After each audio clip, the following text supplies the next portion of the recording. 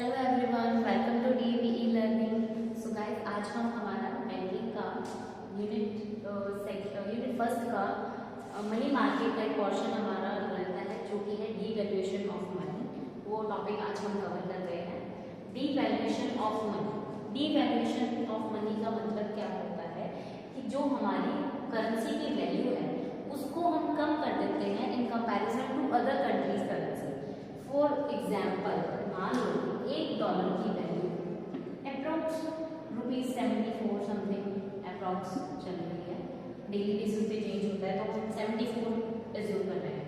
Just example, अगर हमारी country का डीवैल्यूएशन हो जाता है तो $1 के बदले में अब हमारी रुपये का प्राइस इंक्रीज हो जाएगा। पहले 74 था, अब मान लो 78 हो गया। दैट मीन्स डीवैल्यूएशन होगा, उसकी वैल्यू कम हो गई। पहले हम $1 के बदले में 74 रुपीज एक्सचेंज करते थे, अब हम $1 के बदले में 78 रुपीज एक्सचेंज कर रहे हैं। तो दैट मीन्स हमारे पैसे अब की वैल्यू कम हो गई है, इंक्रीमेंट हो रहा है। $1 के बदले में अब हमें 78 रुपीज पे करने पड़ रहे हैं, लेकिन वैल्यू कम हो रही है। पहले वही चीज हमें 74 रुपीज में मिल जाती थी। $1 की कोई चीज अब हम 74 में खरीद लेते थे, अब हमें वही चीज कुछ इम्पोर्ट करनी है तो हमें $1 के बदले में 78 रुपीज पे करने पड़ेंगे। दैट मीन्स हमें 4 रुपीज ज्यादा पे करने पड़ रहे हैं। ठीक है, और वही अगर दूसरी कंट्रीज को देखें तो बेनिफिट हो रहा है। बेनिफिट इसलिए हो रहा है कि अब उनको कम पैसे पे करने पड़ रहे हैं। पहले वही चीज मान लो एक 90 रुपीज की चीज है तो उनको $1 से कुछ ज्यादा, फॉर एग्जाम्पल 78 रुपीज की चीज है, तो अगर वो हमारी कंट्री से इम्पोर्ट करते थे, मान लो हमारा कंट्री का एक्सपोर्ट हो रहा है, वो हमारी कंट्री से इम्पोर्ट करते थे तो उनको $1, वो 78 रुपीज की चीज थी तो $1 से कुछ ज्यादा पे करना पड़ता था। 74 रुपीज $1 प्लस उनको 4 रुपीज के लिए कुछ 7% एक्स्ट्रा देना पड़ता है। वही चीज अगर हम आज देखें तो $1 के अंदर ही आ रही है। वही 78 रुपीज की चीज है, वो $1 के बदले में खरीद रहे हैं। $1 उन्होंने पे किया, वो चीज उन्होंने यहाँ से इम्पोर्ट कर दी, और वही पहले उनको कुछ ज्यादा पे करना पड़ता था, एक्स्ट्रा पे करना पड़ता था। ठीक है, तो इसलिए हमारी वैल्यू, करेंसी की जो वैल्यू है वो अब कम हो गई है। दैट मीन्स जो डीवैल्यूएशन हो रहा है हमारी करेंसी का। एक डिफरेंस इसलिए आता है, एक वर्ड होता है डेप्रिसिएशन। उसमें जो हमारी करेंसी की वैल्यू गिर जाती है, वैल्यू कम हो जाती है, तो हम उसको बोलते हैं डेप्रिसिएशन। बट इन दोनों में डिफरेंस ये आता है, जो डीवैल्यूएशन होता है वो गवर्नमेंट जानबूझ के करती है, वो गवर्नमेंट खुद करती है, तो वो होता है डीवैल्यूएशन। डेप्रिसिएशन जो होता है वो ऑटोमेटिकली बाय फॉरेन एक्सचेंज, जो इतनी फॉरेन मार्केट्स हैं उनके फोर्सेस से जो अपने आप में डिक्रीमेंट आता है करेंसी की वैल्यू के अंदर, वो होता है डेप्रिसिएशन। तो डिफरेंस ये है कि devaluation and revaluation by the government होता है, गवर्नमेंट जानबूझ के करती है, गवर्नमेंट खुद करती है। And depreciation and depreciation automatically होता है, वो मार्केट फोर्सेस से, फॉरेन एक्सचेंज मार्केट फोर्सेस से ऑटोमेटिकली होता है। ठीक है, तो ये डिफरेंस था डीवैल्यूएशन एंड डेप्रिसिएशन के बीच में। तो कंफ्यूज नहीं होना कि डीवैल्यूएशन का मतलब क्या होता है, करेंसी की वैल्यू कम होना बाय द गवर्नमेंट, जब गवर्नमेंट खुद उस वैल्यू को कम करती है वो है डीवैल्यूएशन। मीनिंग देखते हैं पहले इसका।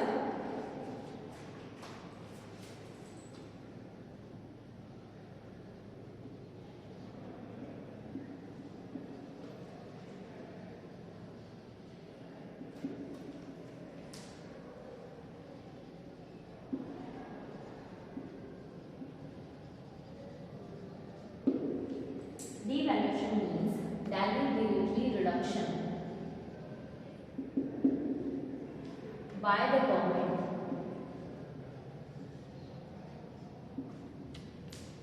in the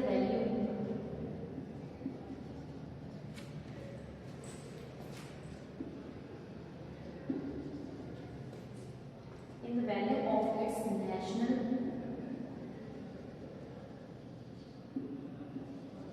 currency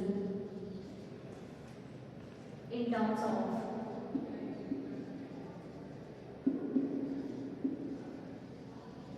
gold or other foreign currencies.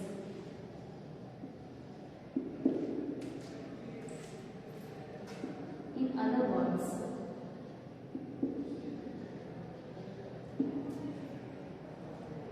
devaluation implies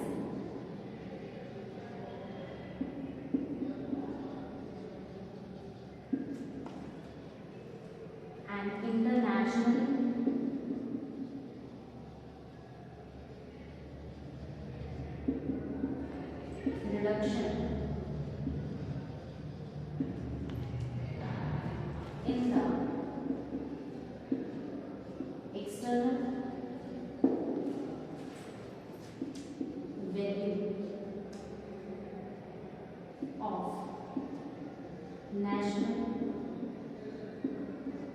currency.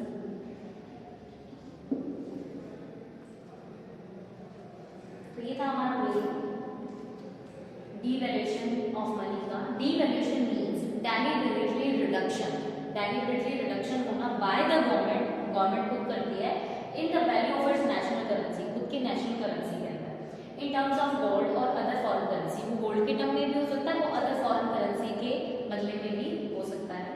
In other words, devaluation implies an international reduction in the external value of national currency, कि हमारे जो नेशनल करेंसी के एक्सटर्नल वैल्यू है, that means in comparison to other countries currency या फिर gold, ठीक है, उसके टर्म्स के अंदर हमारे खुद की कंट्री की करेंसी के अंदर रिडक्शन आना, इंटरनेशनली रिडक्शन आना, उसको हम बोलते हैं डीवैल्यूएशन, ठीक है।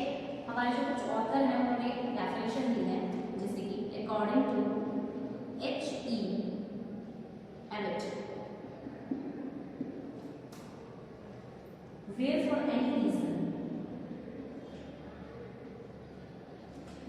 where for any reason it is considered necessary to cheapen the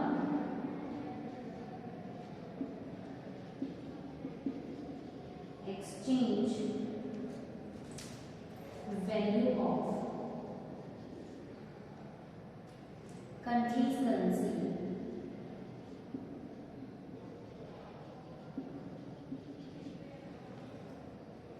in terms of others,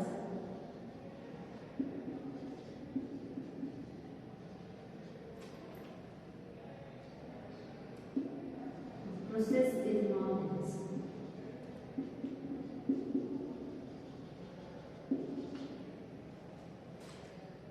devaluation.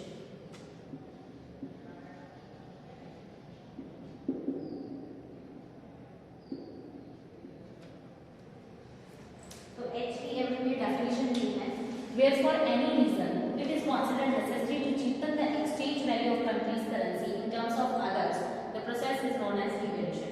कि कोई भी रीजन होने की वजह से अगर हम हमारी खुद की कंट्री की करेंसी को चीपन कर देते हैं, डिक्रीमेंट कर देते हैं in terms of other countries currency, उसको हम बोलते हैं डीवैल्यूएशन, ठीक है।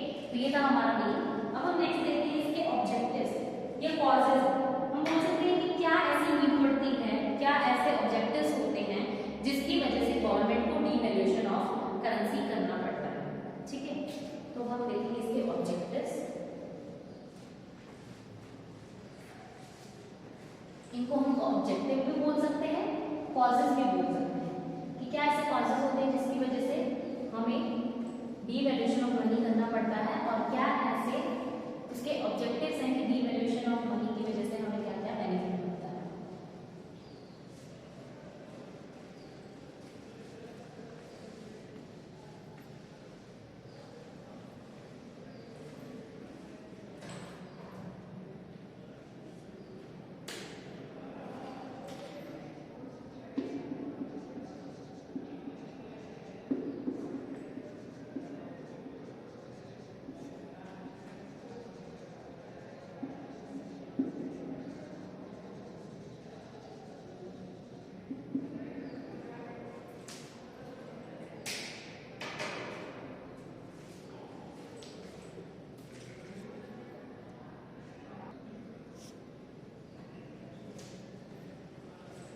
नंबर 1 पॉइंट है export promotion.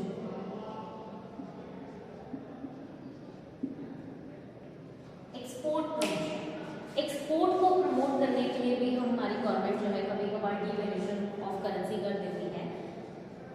As a result of devaluation the external value of countries currency goes down which makes export cheaper and imports costly.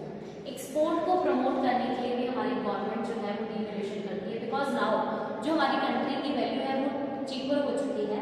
अब जो बाहर की कंट्रीज हैं उनको बहुत सस्ते में हमारी कंट्री से गुड्स मिल जाएंगे, तो बाहर की कंट्रीज क्या सोचेंगी, वो हमारी कंट्री से इंपोर्ट करने का सोचेंगे, तो दैट मीन्स हमारा एक्सपोर्ट बढ़ रहा है। तो हमारे एक्सपोर्ट को प्रमोट करने के लिए, एक्सपोर्ट को बढ़ाने के लिए गवर्नमेंट डीवैल्यूएशन ऑफ मनी करती है। बाहर की कंट्रीज अब ज़्यादा एक्साइटेड होंगी, वो इनकरेज होंगी कि यहाँ पे अगर हमें कोई चीज़ सस्ते में मिल रही है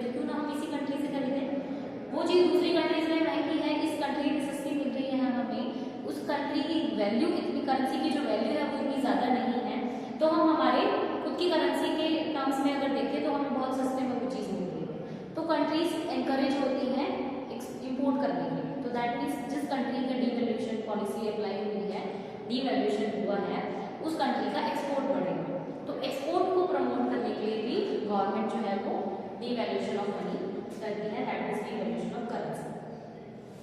next is reduction in imports.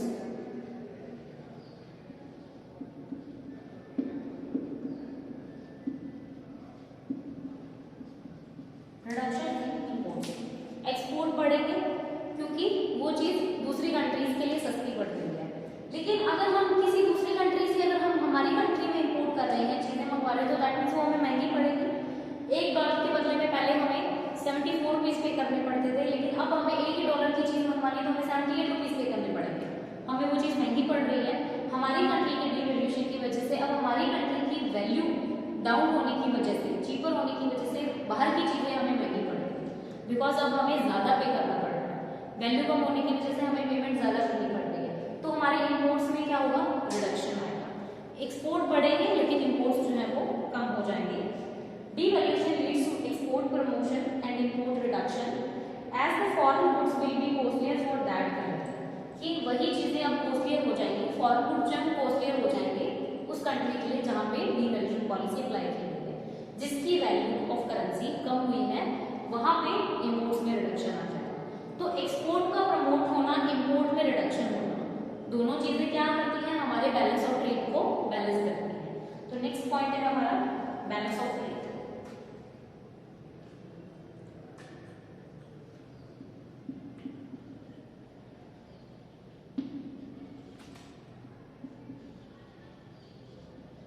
Balance of trade. The main objective of devaluation to make the balance of trade in favor of the country by increasing export and reducing imports. The technique of devaluation is accepted when the balance of trade runs in continuously deficit। कि government जो है वो devaluation mainly balance of trade के अगर हम नजरिए से देखें तो मेनली उन टाइम्स में करती है जब हमारा balance of trade continuously deficit में चल रहा है। ठीक है, बैलेंस ऑफ ट्रेड हमारा डेफिसिट में चल रहा है क्योंकि हमारे इंपोर्ट्स ज्यादा हो चुके हैं, एक्सपोर्ट कम हो रहे हैं, तो उसकी वजह से हमारा जो बैलेंस ऑफ ट्रेड है उसमें डिफरेंस आ गया और मेनली डेफिसिट का डिफरेंस आया बिकॉज इंपोर्ट्स ज्यादा, एक्सपोर्ट कम है। तो इंपोर्ट्स को कम करने के लिए और एक्सपोर्ट को बढ़ाने के लिए भी गवर्नमेंट जो है वो डीवैल्यूएशन करती है ताकि हमारा बैलेंस ऑफ ट्रेड अब वापस बैलेंस हो जाए, नॉर्मल सिचुएशन पे आ जाए। ठीक है, बहुत ज्यादा डिफरेंसेस आ गए हैं बैलेंस ऑफ ट्रेड के अंदर, तो उन डिफरेंसेस को कम करने के लिए, इंपोर्ट्स को बढ़ाने के लिए एंड एक्सपोर्ट को बढ़ाने के लिए एंड इंपोर्ट को कम करने के लिए गवर्नमेंट क्या करेगी, डीवैल्यूएशन ऑफ मनी करेगी। डीवैल्यूएशन करते ही थोड़े टाइम में बैलेंस ऑफ ट्रेड खुद बैलेंस हो जाएगा बिकॉज एक्सपोर्ट एंड इंपोर्ट में अब इक्वालिटी आ जाएगी। ठीक है, next is protection of domestic countries.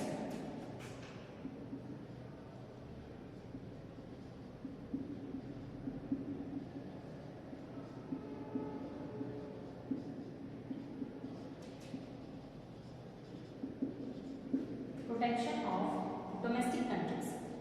When the government wants to protect domestic countries, then it tries to control imports. For this, government has to implement devaluation policy so that import becomes costlier and use of domestic goods can increase. Hence, devaluation indirectly protect domestic industry. Protection of domestic industries. That means कि हमारे जो खुद की जो domestic industries हैं, जो production कर रही हैं, उनको बचाना, उनको सेव करना, उनको प्रोटेक्ट करके रखना ताकि उनके अंदर लॉसेस की सिचुएशन ना आ जाए, उनको लॉसेस ना फेस करने पड़े, उनका प्रोडक्शन का लेवल कम ना हो जाए या उनकी सेल्स कम ना हो जाए। उसके लिए भी गवर्नमेंट डीवैल्यूएशन करती है। डीवैल्यूएशन करते ही क्या होगा, रिडक्शन इन इंपोर्ट्स रिड्यूस हो जाएंगे, दैट मीन्स बाहर से चीजें कम आएंगी, बाहर से लोग गुड्स कम मंगवाएंगे। इंपोर्ट कम होते ही हमारी जो कंज्यूमर है वो कंजम्पशन, जो हमारी पब्लिक है, जो हमारी नॉर्मल पब्लिक है, वो कहाँ से कंज्यूम करेगी, कंजम्पशन डोमेस्टिक कंट्री से ही करेगी। तो बाहर के गुड्स जो कम हो जाएंगे, बाहर के इंपोर्ट्स बंद होते ही खुद की डोमेस्टिक कंट्री का यूज ज्यादा हो जाएगा। तो protection of domestic countries means बाहर से इंपोर्ट को कम करना और खुद की जो डोमेस्टिक कंट्रीज प्रोडक्शन कर रही है उसको कंज्यूम करना।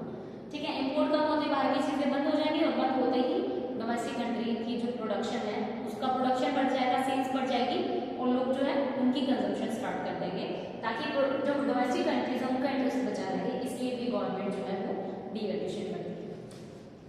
Next is check on dumping.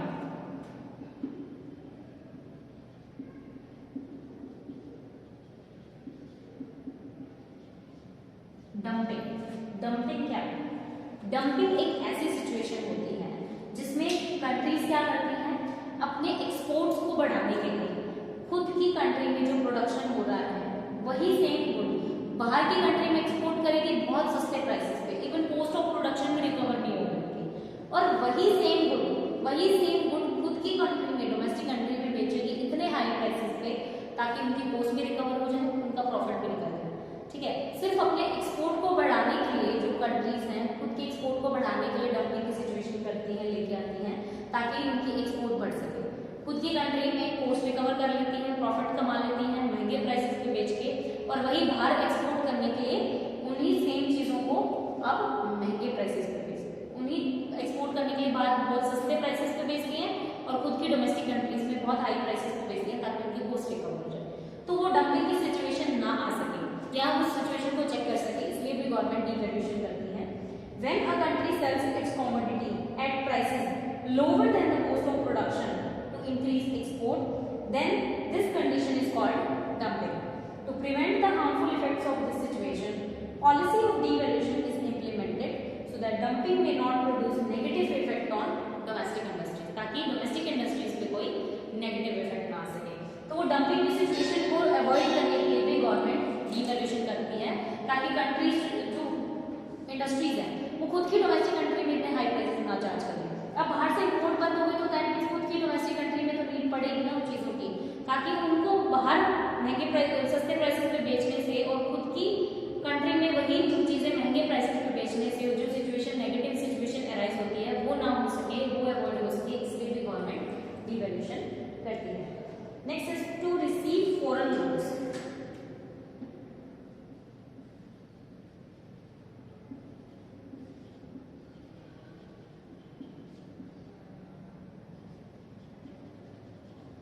To receive foreign loans. Devaluation policy is also implied to receive foreign loans. Devaluation enhances foreign loans. जब हमारी कंट्री की devaluation की सिचुएशन आती है, करेंसी की वैल्यू अब कम हो गई, तो फॉरेन लोन्स भी हमें इजीली रिसीव मिल जाते हैं, इजीली रिसीव होना शुरू हो जाते हैं।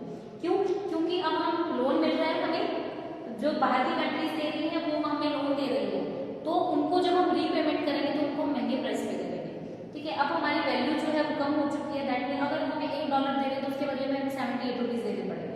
पहले हम कितने पे कर रहे थे? 74 पे कर रहे थे, उनको कम मिलता था। अब हम 78 पे कर रहे हैं, हमें ज़्यादा पे करना पड़ रहा है, तो उनकी कंट्री को फायदा हो रहा है। तो फॉरेन लोन्स इजीली इसलिए मिल जाते हैं क्योंकि कंट्री की अब करेंसी की वैल्यू कम हो चुकी है, फायदा फॉरेन कंट्री को हो रहा है, तो फॉरेन कंट्रीज अब लोन इजीली दे देती है। तो इसलिए हमें लोन की जब नीड पड़ती है तो हम डिवैल्यूएशन की सिचुएशन ले आते हैं ताकि हमें फॉरेन लोन्स इजीली मिल सके, इसलिए भी गवर्नमेंट जो है वो डिवैल्यूएशन करती है। Next is to end the effect of deflation.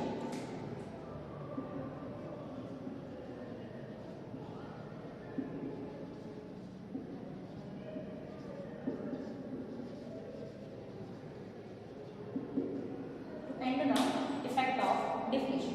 Deflation result in reduction of internal demand of goods. Devaluation supports export promotion and the demand of goods in foreign countries can be raised. Deflation एक ऐसी situation है जहाँ पे हमारी खुद की country की जो करेंसी है, खुद की जो वैल्यू जो है वो खुद की कंट्री में कम हो जाती है। दैट मीन्स हमारी मनी की जो वैल्यू है, मनी की क्वांटिटी है वो कम हो चुकी है, बहुत मंदा चल रहा है, ना लोगों के पास पैसा है खर्चने के लिए, ना ही मार्केट में अब इतनी कोई सेल्स रही है, ना ही कोई प्रोडक्शन का लग रहा है, बहुत सस्ता मंदा चल रहा है। इन्फ्लेशन की सिचुएशन होती है जहाँ पे बहुत हाई प्राइसेस हो जाते हैं और लोगों के पास पैसा भी बहुत है खर्चने के लिए। डिफ्लेशन की सिचुएशन आती है कि ना तो लोगों के पास पैसा है खर्चने के लिए और ना ही कोई मार्केट में सेल्स बची है। ठीक है, तो डिफ्लेशन की सिचुएशन को दूर करने के लिए भी गवर्नमेंट डिवैल्यूएशन करती है। डिवैल्यूएशन करते ही क्या होगा, हमारे एक्सपोर्ट बढ़ जाएंगे और इम्पोर्ट कम हो जाएंगे। इम्पोर्ट कम होंगे तो दैट मीन्स हमारी कंट्री की जो करेंसी है, जो पैसा है वो अंदर कंट्री के अंदर ही रह रहा है, अब बाहर कुछ नहीं जा रहा, हमें पेमेंट नहीं करनी पड़ रही, तो दैट मीन्स पैसा भी इकोनॉमी के अंदर ही है।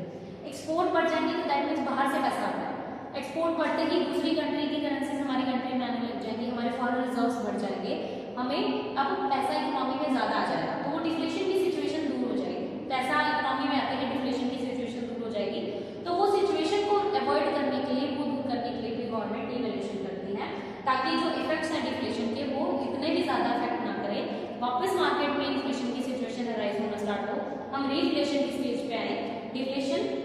बिल्कुल डाउन पे है, डिफ्लेशन अब हम धीरे धीरे रिकवर होना स्टार्ट हो रहे हैं। तो उस सिचुएशन रिफ्लेशन की सिचुएशन को लाने के लिए गवर्नमेंट डिवैल्यूएशन करती है ताकि इकोनॉमी में पैसा आ सके। Last one is revenge.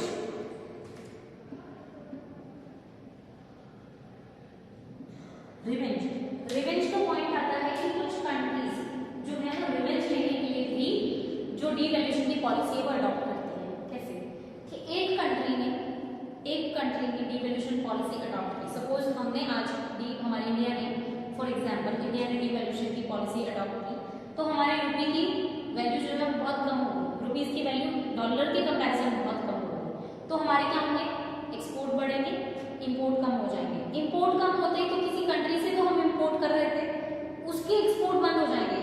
एक कंट्री दो कंट्री आपस में ट्रेड कर रही, हमारे डिवैल्यूएशन पॉलिसी करते ही क्या होगा, एक्सपोर्ट इंक्रीज हो जाएंगे, इंपोर्ट डिक्रीज हो जाएंगे। हमारे इंपोर्ट इस दूसरी कंट्री के क्या है, एक्सपोर्ट। हमारे इंपोर्ट बंद होते हैं तो दूसरी कंट्री के एक्सपोर्ट भी डाउन हो जाएंगे, डिक्रीज हो जाएंगे। लेकिन हमारे एक्सपोर्ट बढ़ रहे हैं, दैट मींस इनके इंपोर्ट बढ़ रहे हैं, इंपोर्ट इंक्रीज हो रहे हैं क्योंकि हमारे एक्सपोर्ट बढ़ रहे हैं। तो कुछ कंट्रीज जो है वो रिवेंज लेने के लिए भी अपनी डिवैल्यूएशन पॉलिसी को अडॉप्ट करती हैं। अगर ये कंट्री भी डिवैल्यूएशन पॉलिसी को अडॉप्ट कर लेती है तो इनके क्या होंगे, एक्सपोर्ट कम हो जाएंगे और इंपोर्ट कम हो जाएंगे और एक्सपोर्ट बढ़ जाएंगे। तो अब हमारे इनके अगर एक्सपोर्ट बढ़ जाएंगे और इंपोर्ट कम हो जाएंगे तो दैट मींस हमारे अब एक्सपोर्ट करेंगे तो इंपोर्ट कौन करेगा, ये कंट्री तो इंपोर्ट कम कर रही है तो अब हमारे जो गुड्स है वो कौन अब इंपोर्ट करेगा। तो ये सिचुएशन रिवेंज की सिचुएशन आती है कि हमने अगर डिवैल्यूएशन पॉलिसी अडॉप्ट की तो दूसरी कंट्री भी डिवैल्यूएशन पॉलिसी अडॉप्ट कर लेती है ताकि हमारे भी एक्सपोर्ट ना हो सके। रिवेंज लेने के लिए भी कुछ कंट्रीज आपस में डिवैल्यूएशन की पॉलिसी अडॉप्ट कर लेती हैं। ठीक है, तो ये थे हमारे ऑब्जेक्टिव्स, नीड्स और कॉजेज ऑफ डिवैल्यूएशन कि क्या ऐसे हमारे ऑब्जेक्टिव्स है कि डिवैल्यूएशन हम करेंगे तो क्या होगा, नीड्स की हमें डिवैल्यूएशन की नीड क्यों पड़ती है, कॉजेज की क्या कारण है कि हमें डिवैल्यूएशन करना पड़ता है। तो सेम मीनिंग तीनों का एक ही है, पॉइंट सबके सेम है। ठीक है, export promotion, reduction in imports, balance of trade, protection of domestic countries, check on dumping to receive foreign loans,